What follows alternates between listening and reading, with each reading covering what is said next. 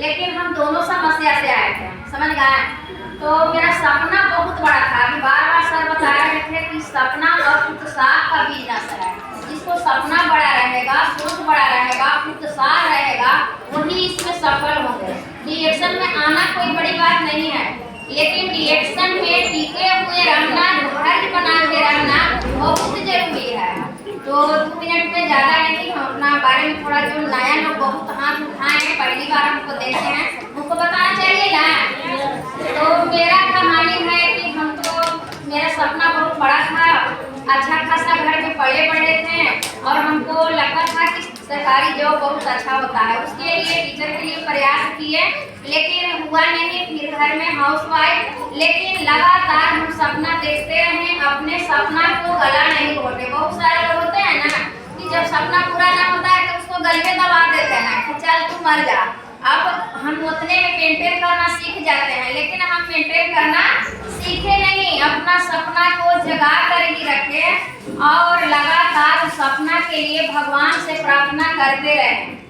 लेकिन सपना के लिए प्रार्थना तो करते रहे, लेकिन कोई रास्ता नहीं मिल रहा था। चारदीवारी के अंदर घुट के मेरी जिंदगी कट रही थी और मेरे हस्बैंड की नौकरी की तैयारी किए थे, लेकिन उनको भी नहीं हुआ था। ठेकेदारी वाला काम लास्ट में कर रहे थे।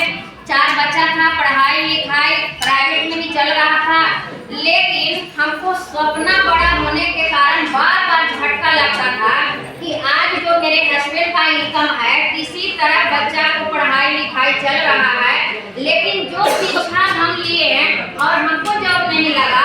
अभी कंपटीशन टफ होते जा रहा है, लेकिन यही शिक्षा हम अपना बच्चा को देंगे तब क्या मेरा बच्चा कुछ कर सकता है बड़ा काम? नहीं ना। और यही बार बार झटका लगता था, लेकिन मेरे हस्बैंड हम पर ही गुस्सा होते थे। कैसे उनको सपना थोड़ा छोटा था, जो जैसा पलता बढ़ता है वही सपना होता है ना। तो वो कहते थे कि हम कम कमाते हैं, तो इतना टेंशन में रखती है, लेकिन फिर भी हम उनको बात नहीं मानते थे। हमेशा कभी हम खुश नहीं रहते थे और सोच के डेली एक दिन की बिना रोए हुए मेरा दिन नहीं कटता था, समझ गए। देखिए महिला को क्या होता है, महिला लोग ध्यान से सुनिएगा। और उसी तरह मेरा सिलसिला चल रहा था, भगवान को प्रार्थना कर रहे थे। बीच में हस्बैंड बीमार पड़ गए और जब हस्बैंड बीमार पड़े उस समय हमको समझ में नहीं आया कि ऊपर वाला मेरा प्रार्थना सुन लिए। प्रार्थना सुन के मेरे सपना पूरा करने के लिए ही हस्बैंड को बीमार किए हैं, लेकिन उस समय भगवान को हम भी कोसने लगे अपना किस्मत को। भगवान मेरा कितना किस्मत खराब है, एक तो कि मेरा जॉब भी नहीं लगा, हस्बैंड को भी नहीं लगा। जो जिंदगी हम मैके में जिए हैं यहाँ तो हमको मिल नहीं रहा है जहानाबाद में, और ऊपर से हस्बैंड के बीमारी। उससे पहले तो ठीक ठाक थे, लेकिन हस्बैंड जब बीमार पड़े तो और पैसा डॉक्टर के पास जाने लगा, बीमारी भी। और धीरे धीरे बीमारी में जो फंसता है वही जानता है, उसको घर में गरीबी आता है कि अमीरी आता है? गरीबी। तो वही गरीबी के दलदल में फंसे जा रहे थे और टेंशन बढ़ते जा रहा था। उसी बीच हमको मिलते हैं मनोरमा जी, उनके लिए जबरदस्त है। वो महिला बढ़ी लिखी नहीं थी, आम महिला, हमको बहुत समझाई, लेकिन उन पर विश्वास नहीं हो रहा था। डिएक्शन तो स्वास्थ्य का भी समुद्र और पैसा का भी समुद्र है। यहाँ से अमीरी एकदम 100% मिलता है, लेकिन शुरू में समझ में किसी को नहीं आता है। वही हमको साथ भी हुआ, समझ में नहीं आ रहा था, लेकिन फिर भी हम सोचे कि जरूर अच्छा चीज है। तब कोई महिला बार बार हमको बताते हैं कि गैनुरमा जड़ी है, वो जड़ी के 3 काम है। स्वस्थ खाएगा, पूरी जिंदगी स्वस्थ रहने का, फुल गारंटी। जो बीमार पड़ चुका है धीरे धीरे बीमारी से बाहर आएगा, जो गरीब है अमीर बनेगा। 3 चीज बताती थी। फिर हम सोचे कि अच्छा थोड़ा ट्राई करके देखते हैं, देखने में क्या जाता है। ऐसे तो चारदीवारी के अंदर कूड़हन से मेरा जिंदगी कटिए रहा है। फिर इसका हम प्रोडक्ट लेते हैं, समझ में आता है कि हस्बैंड कैसे भी बीमार है। ये है 8 साल का बीमारी था, एक कलंगी, पूरा दर्द, शरीर में इन्फेक्शन, गैस, कब्जियत, एक बैठी, कभी कभी हमको लैट्रिन बाथरूम भी जाम हो जाता था। डॉक्टर के पास जाते थे, 6 बोतल पानी चढ़ता था, फिर लैट्रिन बाथरूम होता था, पेट के दर्द खत्म होता था। यही सिलसिला चल रहा था, 8-10 हज़ार रुपया हर महीने। तो मेरा स्थिति खराब होते जा रहा था।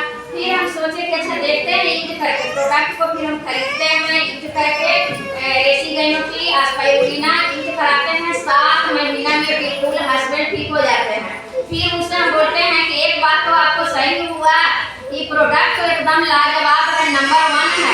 आप बताइए इसमें अमीर कैसे बना जाता है? तो कहें कि मीटिंग में जाने से फिर झटका लगा के, ऐसा थोड़े होता है कि मीटिंग में जाने से कोई अमीर बन जाएगा।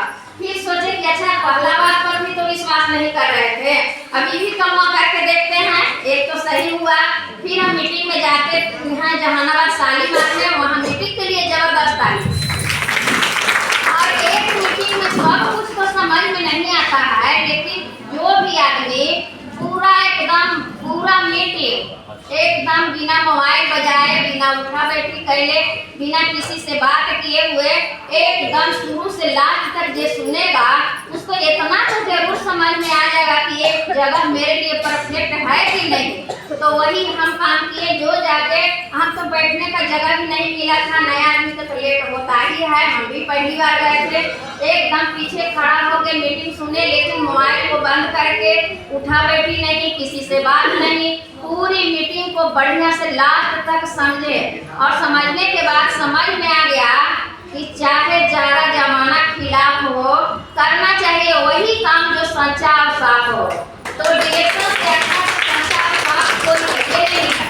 ये तो एकदम प्रूफ कर करके दिखाया जा रहा है बोर्ड पर लिख लिख के कि स्वास्थ्य भी मिलता है, पैसा भी मिलता है, समय की आज़ादी मिलता है, विदेश घूमने का